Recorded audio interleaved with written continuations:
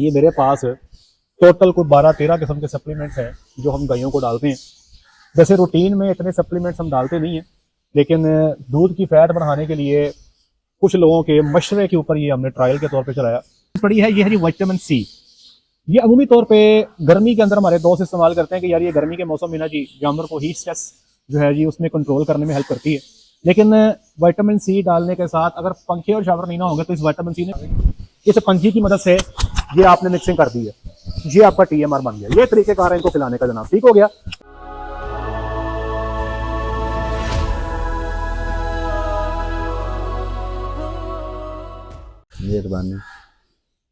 جی بسم اللہ الرحمن الرحیم. السلام علیکم ورحمۃ اللہ وبرکاتہ. میرا نام ہے ڈاکٹر محمد مزمل حسن. ایک نئے سیشن کے ساتھ آپ کی خدمت میں حاضر. تمام تعریفیں اللہ پاک کے لیے. سب بھائی ہمارے ساتھ مل کے درود شریف پڑھ لیں. اللہم صلی علی محمد وعلی آل محمد کما صلیت علی ابراہیم وعلی آل ابراہیم انک حمید مجید. اللہم بارک علی محمد وعلی آل محمد کما بارکت علی ابراہیم وعلی آل ابراہیم انک حمید مجید. یہ میرے پاس ٹوٹل کوئی 12-13 قسم کے سپلیمنٹس ہیں جو ہم گائیوں کو ڈالتے ہیں.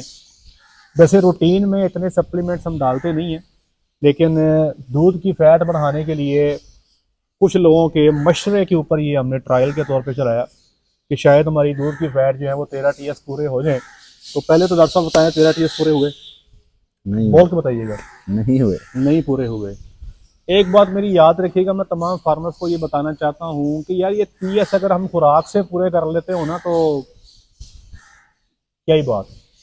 آپ بریڈ کے پوٹینشیل سے بھی اوپر نہیں جا سکتے، ممکن ہی نہیں ہے.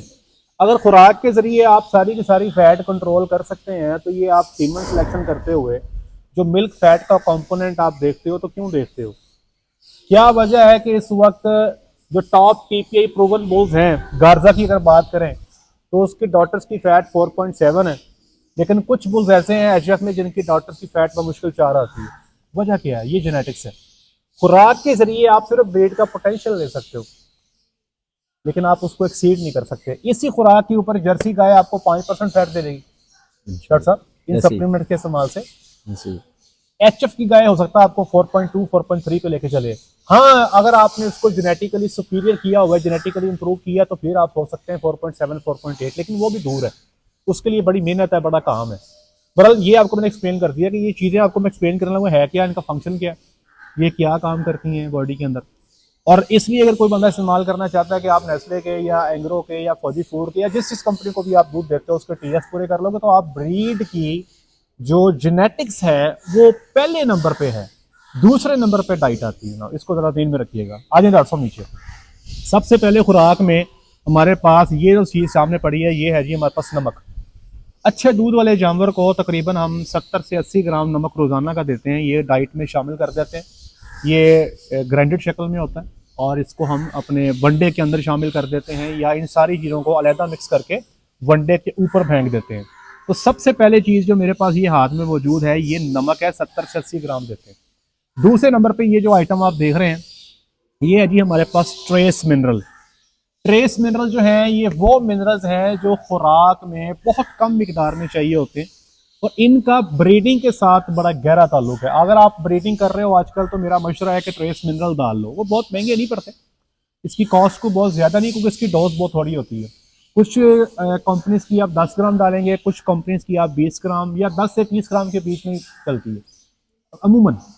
اس کا فائدہ یہ ہوتا ہے کہ بریڈنگ میں آپ کو یہ چٹکا کراتی پورا. آپ کے جانور اسپیشلی ہیفرز ہیں آپ کے پاس تو پروٹوکول لگا کے آپ کہتے ہو ہیفرز ہیٹ میں آ رہی ہیں. وہ ہیفرز جو 7 سے 8 ماہ ایج کی ہوگی ہیں ان کی ڈائٹ میں آپ یہ ٹریس منرل شامل کرتے ہیں. میجورٹی جو ہیں ہیفرز آپ کی انشاءاللہ ویٹ پورا کر کے نیچرلی ہیٹ میں آنا شروع ہو جائیں گی.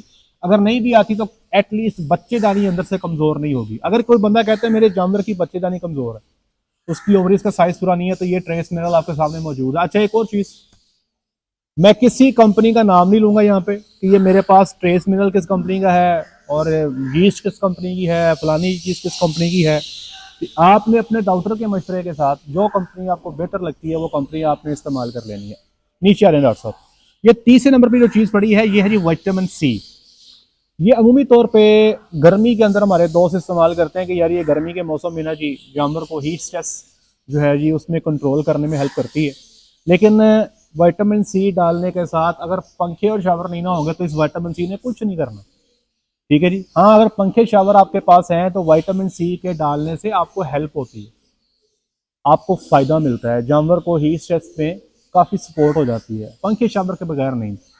آج کل اس کو انشاءاللہ میں اگلی فیٹنگ میں ڈاکٹر صاحب اس کو مینیج کروا دوں گا انشاءاللہ، ٹھیک ہے جی. آپ کی خرچے بھی بچانے ہیں نا ڈاکٹر صاحب انشاءاللہ. اچھا نیچے لے آئیں ڈاکٹر صاحب. اگلے نمبر پہ یہ جو چیز آپ دیکھ رہے ہیں یہ ہے ییسٹ. اب ییسٹ جو ہے یہ مارکیٹ میں کئی طرح کی ہے، کچھ لوگ لائیو ییسٹ سیل کر رہے ہیں، کچھ لوگ میٹابولائزڈ ہیں، میٹابولائٹس ییسٹ کے سیل کر رہے ہیں، کچھ آٹولائز یہ سیل کر رہے ہیں. بھائی کوئی سی ڈال لو. اس کا بیسک فنکشن یہ ہے میدے کی پھکی ہے جناب، انج کر لو. چھوٹے فارمر کو سکھانے کے لیے یہ میدے کی پھکی ہے، جانور کے میدے کے ماحول کو ٹھیک رکھتی ہے اور میدے کے فنکشن کو بہتر کرتی ہے، ایف سی آر کو امپروو کرتی ہے، آپ کے جانور کی خوراک کو زیادہ جانور کو اویلیبل کرنے میں ہیلپ آؤٹ کرتی ہے. تو بیسیکلی ییسٹ کا یہ فنکشن ہے. خوراک بھی جانور زیادہ کرتا ہے. سردی کے موسم میں تو ویسے ہی ہمارے پاس ایچ ایف کی گائیاں اتنی کھاتی ہیں کہ بھائی ان کا انٹیک پورا کرنا ہی مشکل ہوتا ہے، کھاتی رہتی ہیں. ڈالنے تو بہتر ہے، اگر آج کل نہ بھی ڈالے تو مجھے کوئی اعتراض نہیں ہے. نیچے کر لیں ڈاکٹر صاحب. یہ ہے جی ہمارے پاس ٹاکسن بائنڈر، ٹھیک ہے جی. ٹاکسن بائنڈر یہ آپ نے جناب فرض کر لینا اپنے جانوروں پہ، سردی ہے، گرمی ہے، بارش ہے، آندھی ہے، طوفان ہے، جو مرضی ہے، آپ نے ٹاکسن بائنڈر میں سے نہیں کرنا. نہ بچڑی کو کرنا ہے، نہ گبن کو کرنا ہے، نہ دودھ والے جانور کو کرنا ہے. کمپنی آپ کی مرضی ہے، جو سی مرضی ڈال لیں. میں پھر کہہ رہا ہوں کمپنی اپنے ڈاکٹر کے مشورے سے ڈال لیں. تو یہ جو آپ کے سامنے ٹاکسن بائنڈر ہے، خوراک میں ہیر پھیر سم ٹائم ہو جاتی ہے، کبھی آپ کے پاس کوئی فنگس یافتہ چیز آ جاتی ہے یا آپ کی خوراک فنگس کیری کر لیتی ہے تو بڑا ہیلپ آؤٹ کرتی ہے آپ کو. ہمارے کئی سارے دوست خوراک میں فنگس ہوتا ہے، بعد میں کہتے ہیں گاواں ٹھہر گیا نہیں رپیٹ بریڈنگ پہ آئے. تو اس کو لازمی ڈالیں. خوراک آپ صاف ستھری ڈال رہے ہیں پھر بھی اس کو آپ نے جو ہے وہ لازمی شامل کرنا ہے. تو یہ آپ نے ہر سال ڈالنا ہے، ٹھیک ہے جی. یہ آ گیا جی ہمارے پاس گلائکولین. یہ آپ کے پاس مارکیٹ میں گلائکولین بھی اویلیبل ہے، گلوکوزا بھی اویلیبل ہے، اندارا بھی اویلیبل ہے، اور بھی ڈھیر سارے برانڈ اویلیبل ہیں، جو سے مرضی یوز کر لیں. یہ انرجی پریکرسر ہے. آئی وڈ ایڈوائز کہ وہ جانور جس نے بچہ تازہ دیا ہے تو اس کو بچہ دینے کے بعد 1 مہینہ دینے بس کافی ہے، اس کے بعد دینے کی ضرورت نہیں ہے. ہاں شوقیہ دینا جتنا مرضی دے جو آپ کی مرضی ہے، پیسے زیادہ تو دے لو، ورنہ اس کو بچہ دینے کے بعد 1 مہینہ لازمی دیں، ٹھیک ہے جی. یہ جانور کو نیگیٹو انرجی سے نکالنے میں ہیلپ آؤٹ کرتا ہے. آگے جی منرل، ٹھیک ہے جی. یہ جو عام منرل سے استعمال کرتے ہیں یہ ہم دیتے ہیں تقریباً اپنے جو اچھا دودھ والا جانور ہے جو 40 لیٹر دودھ کرتا ہے اس کو تقریباً 200 گرام تک دیتے ہیں. تو یہ ڈاکٹر صاحب آپ بتائیں آپ یہ منرل یوز کر رہے ہیں، ٹھیک ہے، سیٹسفائڈ ہے، جانور پراپرلی ٹائم پہ ہیٹ میں آ رہے ہیں اور کوئی ایسا جانور تو نہیں جس کے بارے میں ہم نے پچھلے 1 سال میں یہ کہا ہو کہ اس کی بچے دانی کمزور ہے یا اووری کمزور ہے، ایسا چیز تو نہیں؟ بس یہی اس کا کام ہے جی. اگر آپ کے منرل کہتے ہیں لوگ کیسا ہے فوٹو بھیج دیتے ہیں بھائی جان، اگر آپ کے جانور کی ہیٹ پراپر ٹائم پہ آ رہی ہے، بچے دانی ٹھیک ہے، اووریز کا سائز ٹھیک ہے، پروٹوکول کو رسپونڈ کر رہا ہے، یہ آپ کا منرل ہینڈز اپ بالکل ٹھیک ہے، استعمال کر سکتے ہیں. اچھا پیچھے میں ان کی ڈوز بتانا بھول گیا. یہ جو ٹریس منرل کی ڈوز بتا چکا ہوں. وائٹامن سی کی کتنی ڈال رہے ہیں ڈاکٹر صاحب؟ 8 گرام. 8 گرام ڈال رہے ہیں. یہ جو ییسٹ ہے یہ بھی تقریباً 10 گرام. ٹاکسن بائنڈر جو ہے تقریباً یہ ہمارے پاس جو موجود ہے جو ییسٹ بیس ہے وہ آپ تقریباً 20 سے 30 گرام ڈالیں گے. جو کلے بیس ہے وہ 80 to 100 گرام ڈالیں گے. گلائکولین آپ تقریباً 200 سے 300 گرام. منرل کا میں نے بتا دیا. اب یہ آ جائیں ڈاکٹر صاحب یہ جو ہے دانے دار چیز، کئی دفعہ ہم نا یہ آئٹم استعمال کرتے ہیں، لوگ کہتے ہیں جی آپ نے یوریا ڈال کے بھیج دیا. تو بھائی جان یوریا لیجیے ہے جی 99% فیٹ، ٹھیک ہے. تو جناب ایسے ہی نا ہمارے اوپر الزام لگا دیا کریں یوریا کا مجھ سے تعلق ہی کوئی نہیں ہے، یہ 99% فیٹ ہے. اور آج کل میں سمجھتا ہوں کہ سردی کے موسم میں یار آپ جانور کو دیں کیونکہ آج کل جانور کی انرجی ریکوائرمنٹ زیادہ ہے، ٹھنڈ بڑی ہوتی ہے، جانور کو ٹھنڈ کور کرنے کے لیے زیادہ انرجی کی ضرورت ہوتی ہے. تو آپ جو اکثر کہتے ہیں نا سردی کا مسالہ، جانور کو ٹھنڈ لگتی ہے، تو یہ سردی کا مسالہ یہی ہے 99% فیٹ دے لو. آپ ہمارے پاس جو کراس کے جانور ان کو 100 سے 150 گرام دے لو. جو ہماری ولایتی گئی ہیں ان کو 250 سے 300 گرام دے لو، بہت ہے، ٹھیک ہے جی. اچھا جی آگے آ جائیں جی. ہمارے پاس یہ جو ہمارے پاس پڑا ہے ڈی سی پی، سارے جانتے ہیں ڈی سی پی کو بتانے کی ضرورت نہیں ہے مجھے. جو ڈی سی پی ہے یہ تقریباً اچھے دودھ والے جانور کو 250 سے 300 گرام آپ کو دینا چاہیے، ٹھیک ہے جی. آگے آ جائیں جی. یہ بھی سارے جانتے ہیں 84% فیٹ، ٹھیک ہے جی. یہ بھی بریڈنگ میں بہت ہیلپ کرتا ہے. اگر آپ کے جانور کی بچے دانی کمزور ہے اور آپ کو جانور کے ہیٹ میں آنے کے پرابلم آ رہے ہیں तो 84% फैट लाजमी दें। अब लोगों को ये बड़ी प्रॉब्लम रहती है 84 देनी है कि 99 देनी है, तो यार दोनों ही दे लो तो रखी जाता है। अगर आपके पास 40 लीटर वाला जानवर है तो 200 ग्राम ईच दे लो, काफ़ी है। ठीक है जी। थोड़ा इंटेक का प्रॉब्लम होता है, लेकिन सर्दी के मौसम में बुलाती गई सबको खा खू जाती है, सबको रगड़ जाती है, तो सर्दी के मौसम में तो जो भी है जनाब आर पार ही है। ठीक है जी। इसलिए गर्मी के मौसम में थोड़ा बहुत इंटेक का प्रॉब्लम आता है, अदरवाइज ये अच्छी चीज़ है, ये भी एनर्जी का सोर्स है और ब्रीडिंग में बहुत हेल्प आउट करता है। आगे आ जाए जनाब, ये है जी हमारे पास लाइसिन और ये है जी हमारे पास मिथायोनिन। सर लाइसिन और मिथायोनिन जो हैं ये बेसिकली हमारे दो लिमिटिंग अमाइनो एसिड्स हैं। जो प्रोटीन आप जानवर को देते हैं ना, उस प्रोटीन अमाइनो एसिड से मिलके बनती है। जैसे घर ईंटों से मिलके बनता है ना, आप घर बनाते हो तो ईंटों को जोड़ते हो तो आपकी बिल्डिंग खड़ी होती है। तो प्रोटीन की जो बिल्डिंग यूनिट्स हैं वो ईंटें नहीं हैं, वो ये लाइसिन, मिथायोनिन और बहुत सारे अमाइनो एसिड हैं। तो प्रोटीन के अंदर ये जो दो अमाइनो एसिड है ना, ये अक्सर शॉर्ट रहते हैं, आपकी खुराक में शॉर्ट रहते हैं। तो ये दो जो अमाइनो एसिड हैं अच्छे दूध वाले जानवरों को दे सकते हैं, दे देना फ़ायदेमंद है जानवर की हेल्थ के लिए, जानवर की ब्रीडिंग के लिए। ये भी आपके जो हैं काफ़ी यूजफुल होते हैं और काफ़ी जानवर को जो है वो इसमें हेल्प आउट करते हैं। अच्छा जी, डॉक्टर साहब है की बोला जे मैग्नीशियम ऑक्साइड। हाँ जी, मैग्नीशियम, ये आ गया जी मैग्नीशियम ऑक्साइड।